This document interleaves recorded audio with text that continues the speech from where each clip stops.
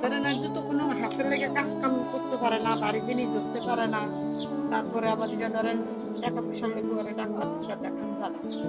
তারপরে আমার মা নাই, আপু অসুস্থ, আপু মানুষের 2 হাতে এরকম কাটে। তারপরে বুঝে ব্যথা, আপু কোনো কাজ কাম করতে পারে না।